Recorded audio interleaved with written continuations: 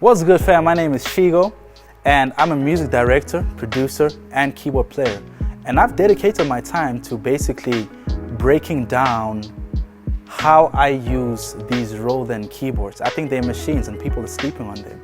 So I've dedicated my time to make sure I show people of hidden capabilities, hidden sounds that no other person would usually use to make every other keyboard player sound better.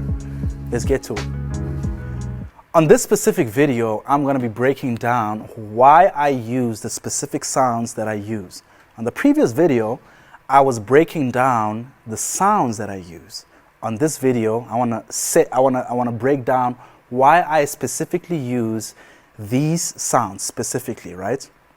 I think we've established now that all the keyboards I'm using is Roland, and I highly recommend that every keyboard player get themselves a Roland keyboard. I think they sound amazing. And the main reasons for me breaking down everything that I'm breaking down on all of these videos is to basically make people understand how much capability the Roland keyboards have. Right, let's go straight to it. So if you wanna use your keyboards effectively, you wanna understand three things. The first thing is the artist. Two is the nature of the music. Three is the genre of the music that you're playing, right? It's not every sound that you use in the gospel setup that you're gonna need in an R&B setup, and it's not every sound that you're gonna use in every hip hop setup that you're gonna need in the R&B setup, right? It's different genres, different sounds for different genres. If you wanna use your keyboards effectively, you need to know these three factors: the genre, the artist, and the nature of the music. Right, let's get to it. On the RD2000, I'm using, I've made a patch, and the first two things that I've put together is the 1975 Mellow EP. 1975 Mellow EP. My reasons for choosing this EP is because it's much more warmer. I could have chosen the Clarity EP, but you can already hear the chorus in that EP. It's giving a lot of R&B. I have the Bright EP as well as an option, but it's not so great. You can almost hear more time more than anything, right? So I went to the Mellow EP because it's nice and warm, right? Great. I mixed it up with the Hollow Pad 2 specifically, because it's also giving a very warm sound compared to other pads, and it has this thing that it has a kind of flanger to it. It has a rumble to it that you can almost hear that, right? You can hear that flanger to it. I love it. So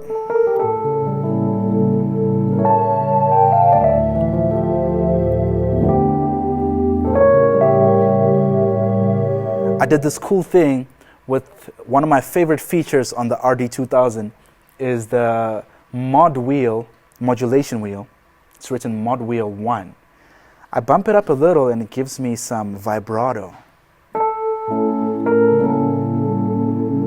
The harder I press, the harder the vibrato.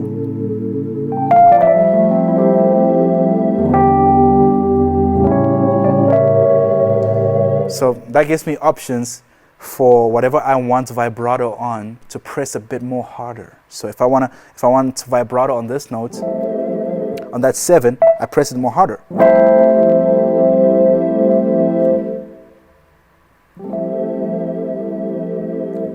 Sounds amazing, right? On my XPS, I'm playing two sounds.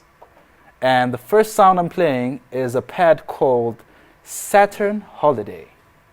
Well, it's missing a Y, but it's supposed to be holiday, I guess. Saturn Holiday, right? What I love about this pad is the effect it gives when I let go of it, right? I love that because it gives me a pad effect, but also an effect, right? So if I'm moving and transitioning from a verse to a chorus, I can just let go. That lets you know that I'm going to the next section of the song. Great. Another sound that I'm playing on the verses specifically, I always make sure to have sounds that I'm playing in the verse and sounds that I'm playing in the chorus. This is important because it gives a variety, and it properly differentiates what the chorus is to what the verse is, right? So on the verse, I'm playing a sound called GT feedback that's found in the guitar, strings and guitar category. Sorry about that, there's some construction happening, so I'll try to fix it in post-production. But basically, what I'm playing here is the GT feedback, and this is what it sounds like. A lot of people have been going crazy about the sound on all my socials, right?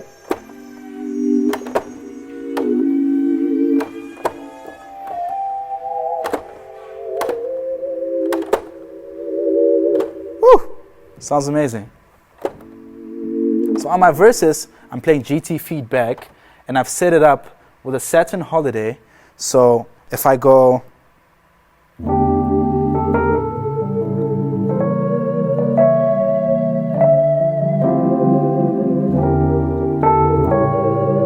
going to the verse,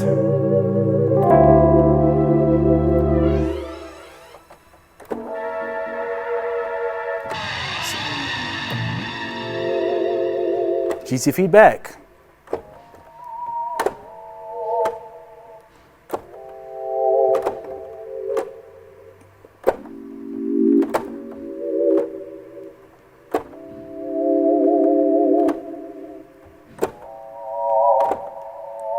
Obviously, when I get to the chorus, come back to my keys. A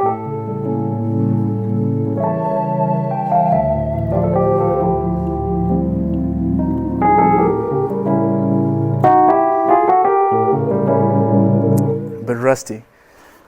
On the Jupiter 80, I've set up the spooky lead. What I love about the spooky lead, this is for every time I want to play any line or duplicate anything in the track, right? It has a glide to it, and it's nice and soft. So I don't want to play anything. I don't want to play anything too harsh, because it's a very mellow song, right? And I think that's the nature of just how A-Reece's music is. Most of it is just like so mellow. It's easy for you to listen to the lyrics. So I chose the spooky lead because it has a glide to it. There's a line that goes.